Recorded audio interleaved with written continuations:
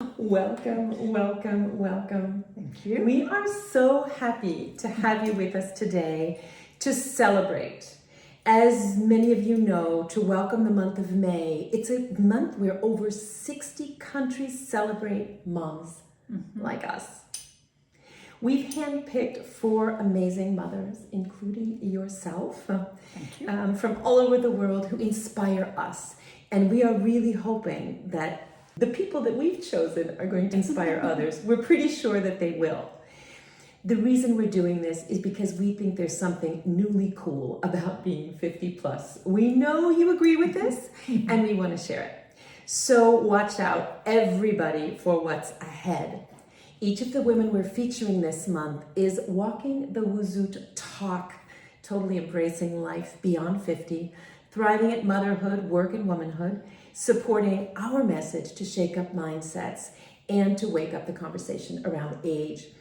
So Christiane, I have goosebumps because we haven't known each other for that long, but it's been probably about 3 years, hasn't it? We met, I believe, the first year of COVID working together. And I'm just so proud to say, Christiane is ranked one of the top DEI leaders in the world, one of 50 endorsed by The Economist since 2013.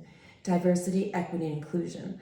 A C-suite executive, Christiane is an innovative thinker, a driven human resource executive with incredible accomplishments, leading organizational development, diversity, equity, and inclusion, talent management, benefits, executive comp, leadership training, cross-functional team management, highly organized, I can vouch for that, creative problem solver who excels at guiding teams through challenging projects. And she lives not far from here in Geneva, Switzerland, with her husband and 2 children. Correct. A huge and wholehearted welcome. Thank you.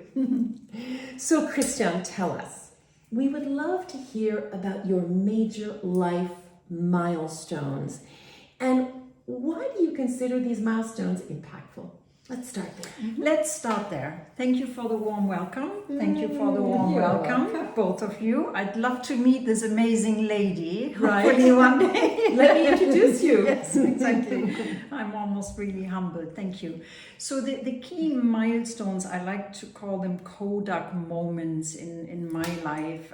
First of all, I would say studying law and during university realizing that the law can have such a positive impact on gender equality specifically, because I was looking at constitutional law and discrimination, and at that time it was the first time that organizations were clearly saying we're going to have positive quota, so meaning equally qualified, we will employ a woman. Okay. So it was the German automotive industry, they went first. And when it made click that with the law, you can change gender equality, that was a key Kodak moment for me. Fascinating. So combining the studies with something that was important. Interesting. The second is having journalist parents. My mother and my father, both journalists. It made me very curious, and at the dinner table we always discussed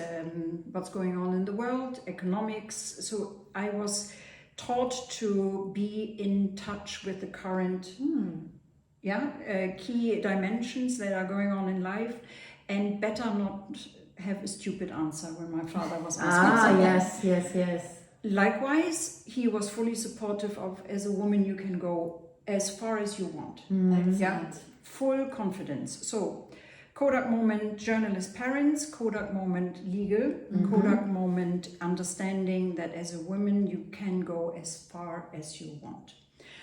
The last and final is, it is so important to choose your life partner. I think that is the most important career decision. And did you do a good choice? Did you take so far so good? decision? So far so good. It's been almost 30 years. But Congratulations. but I would really say to all women, mothers, or even not mothers out there, but for the career, choosing your life partner is critical. Huge difference. I want to ask why. Because a lot of men let's face it, are still concerned if the woman is the key earner in the family, or if women earn more. And this, as I said, applies to women that have children or don't have children. Absolutely. Yeah. So Either. it's really it doesn't make. So a lot of women struggle to find a partner who can accept the fact that she is more successful or even equally successful. So what does this end up with? If you have a partner who is not supportive, then you will either hold back. Yeah. Of course. Or you will danger the relationship. Yeah. So I think it's so wise to choose a partner. Again, could be a woman, a man. Of Yeah, course, we're being who is inclusive. fully supportive of the career ambition. And of who you are. Yes, As a exactly, human being. exactly. Very Yeah. interesting. Very interesting. Yeah. I was thinking of someone else that we interviewed, and I'm already comparing. Thought this is so fascinating, It Dominique. is super interesting. Thank So- you so much. 3 major life milestones. Yes. Anything else you'd like to add to that chapter? Nope. Fantastic, I love fantastic. it. Thanks for that. I would have a question for you, Christiane. Do you think you would have done it differently, or maybe not, if you wouldn't have had children? Would that make a difference?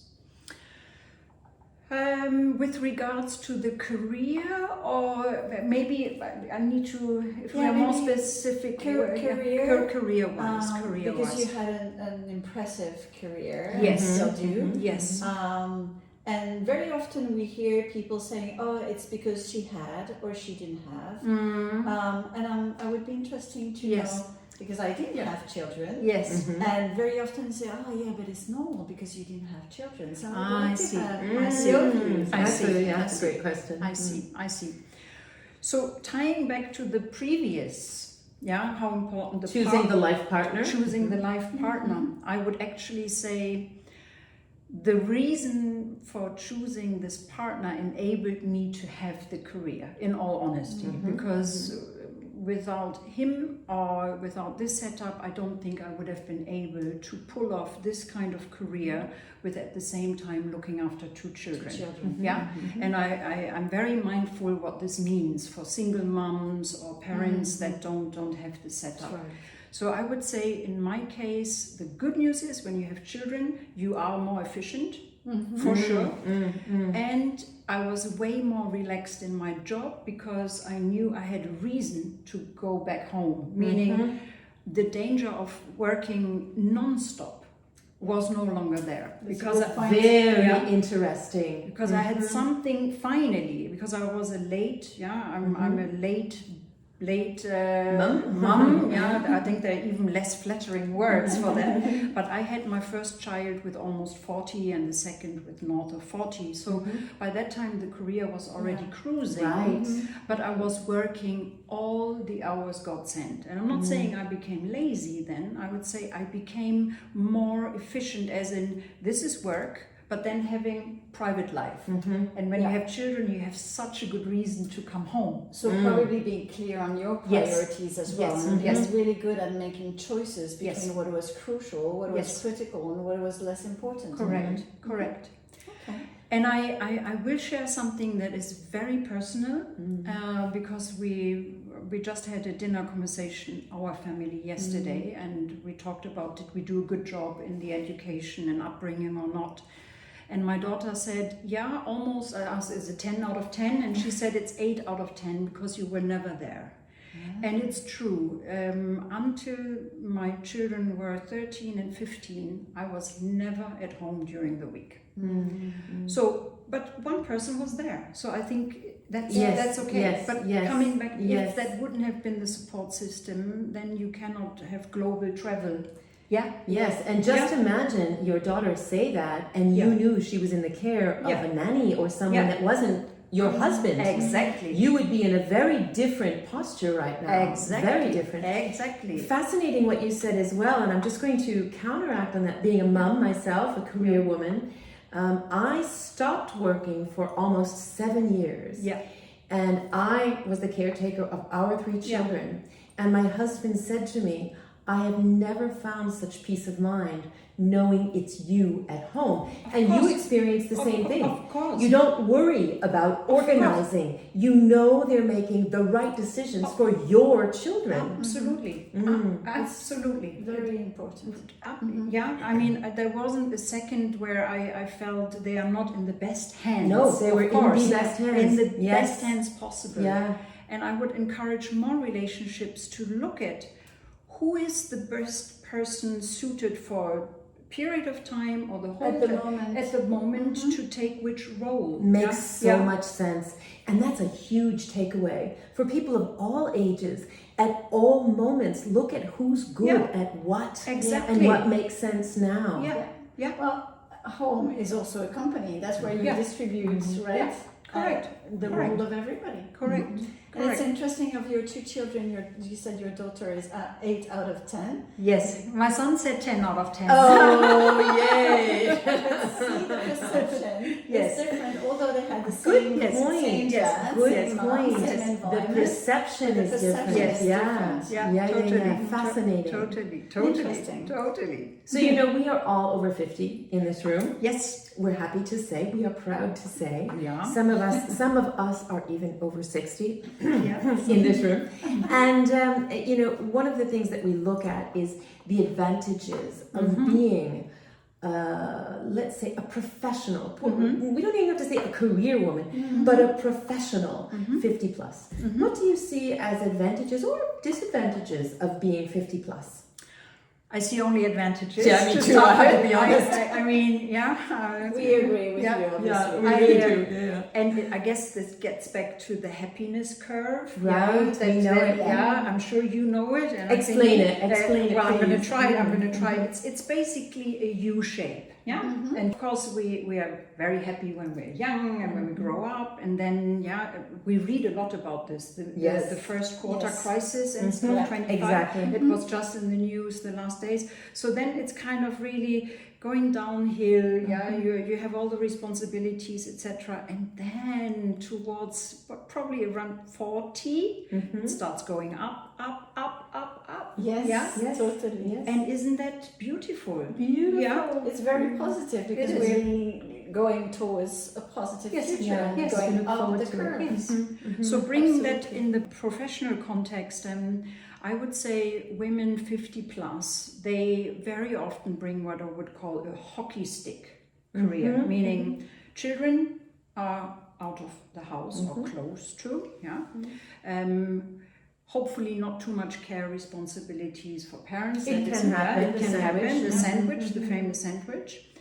But really having the experience, the wisdom, the resilience, and also the hunger, the appetite. Because now they can go full speed, finally. Yes. And that's what I mean by hockey stick. Yeah, it So makes really great sense. and great people lead us.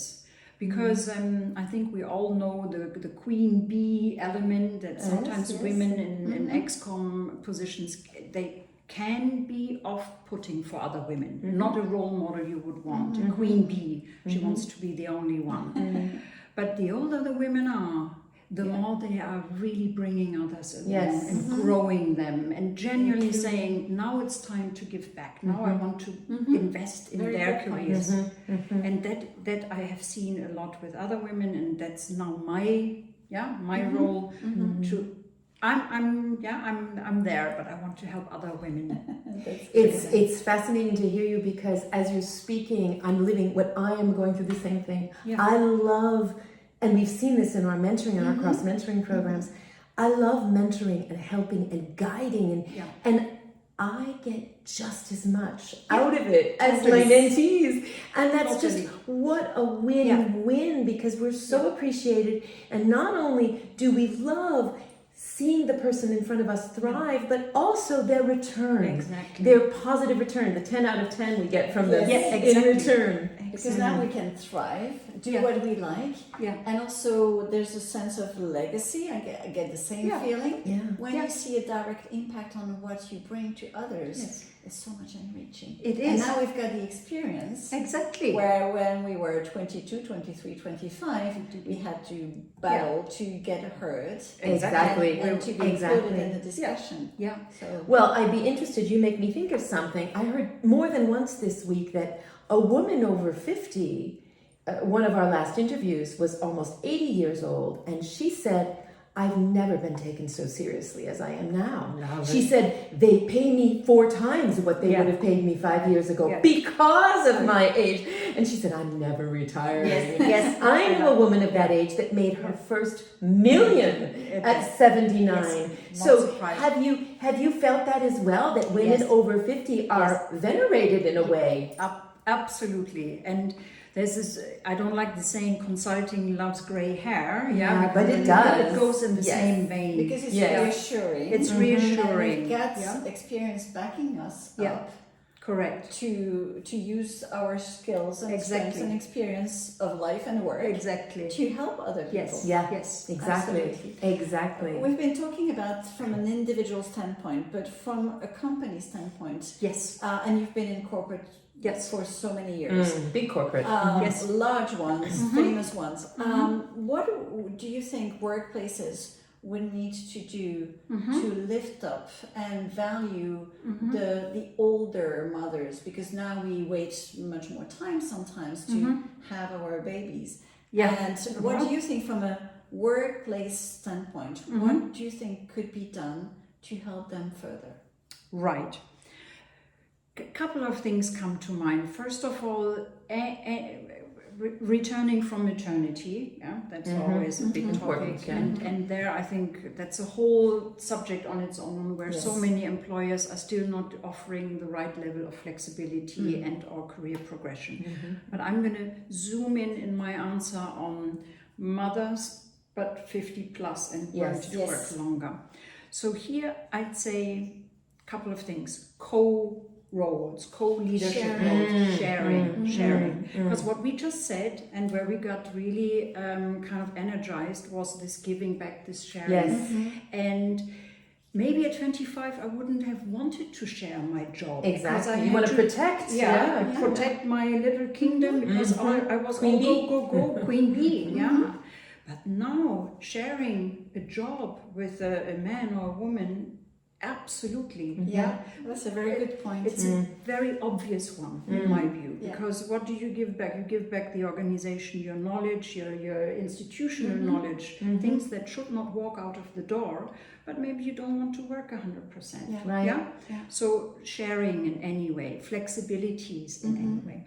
I love the idea that a big FMCG rolled out, which is to keep people, employees on the benefits, but not to pay any salary, and to allow sabbaticals, project work, Consulting, flying doctors, entrepreneurship. For me, that is the future. So even though this may have stemmed from 50 plus, it's also younger people, and everybody benefits. We see that happening with the nurses in the United States. You've got these flying nurses all over. The hospitals are running on that now. And today in the work environment, we have acknowledged the fact that work doesn't mean one job. It could be 2 jobs. It can be consulting plus 1 job. It could be freelancer plus another type of freelancing. But the portfolio life at work has become much more the norm. Whereas before it was just impossible. It was really more this. But now we're opening up, and we all know the pandemic helped, because it nudged us forward, definitely. In any dimension. It nudged us forward, and now AI is doing its thing as well. So we have good factors, but the future is bright. Yes, so that's sort of the corporate. So we're seeing things that we can do. This is to retain women over 50. Do you think it's the same things that will help us attract them? Well, first of all, I think the HR departments and the leadership teams need to realize that they want to attract 50 plus more. That's for me. That's the wake up. That's the wake up. That's the wake up. And I think the UK is advancing. Yeah, more than the continent when it comes to this. But that's the first wake-up call we need. And then I think it's going to be easier to align with talent attraction policies. How do you interview, or maybe that is then more the HR machine that will kick in. But I'm still missing the wake-up. The demographics are there, the data is there, it's all there. And I don't feel the drive as much. And I fear soon we will wake up and we have no employees doing the work. Excuse me, Exactly. That's a reality. Do you feel that they're not waking up to the reality that they know? It's not a mystery, but simply because they don't know what to change or how to change, that they don't accept it, or no, I think even though it's a stereotype, too often the perception is I hire somebody between 25 and 35, he or she or they or them is going to be way less expensive, but will be working hard, as we just said, mortgage and family just coming their way, and really squeeze all the work out of them. But that's a very short term thinking. Very short-term thinking. You know, Christiane, I'm going to share something with you, and I would love your thoughts on this. The statistics that we have seen most recently, and I think I shared this with you at one point, globally, diversity, equity, inclusion is everywhere. Yes. 99.9% of corporates are doing something, but only 8% of the employees are doing something in age diversity. Only 8% are touching on age. Your observation, or you more than that? I have no words for this oversight, because I don't either. It's such an oversight. And the good news, again, glass half full, is that the shift, and you will have seen this in the last 2 years. You're seeing it. Yes. Yeah. We are creating it. Yeah, exactly. We're shaking it. We're co-creating it. An unmet need and offering something for that. Yes. Yeah, that's how I would phrase it. But for sure, it has been overlooked for way too long. And for the next 10 years, for me, ageism is the new sexism. Meaning it's going to be a top. It's going to be and this is the phrase we quoted, isn't it? Together. Before it's too late, and before the tsunami comes over. Exactly. The silver tsunami, as we call it. Yeah. Absolutely. Totally. So coming to tsunamis, makes me think of thriving. Yes. What does that mean for you? Thriving for me means to look at first oxygen mask on first for myself. Yeah, putting the priority on you first. Not because I'm egoistic, but because you're not. Because I'm not. Because you're not. Exactly. Because you want to give. I want to give, but if I don't have any energy in the tank, doesn't work. Oxygen mask on first means I believe in a very holistic view, in that I'm doing something for my physical body every day, I'm doing something for nutrition every day. I totally believe in sleep, so I'm really prioritizing sleep, as we should all. I'm definitely learning more and more that people, contacts, friends, communication, sharing what we are doing here, being physically in one room next to each other, that is so important, not always to just look at the screen. And bringing all these together with some meditation practices, and then, when this is all managed, spirit, body, mind, then so you're really walking the WUSUT talk. I'm walking the WUSUT talk, even with my sneakers today. Do you know, we send each other messages occasionally, Christiane and I, and we share what we're doing for ourselves. Today I'm walking, or I'm yoga, or I'm at the spa, or this is what I'm doing. And we both work very hard. Yes. We both are very hard workers, as are you.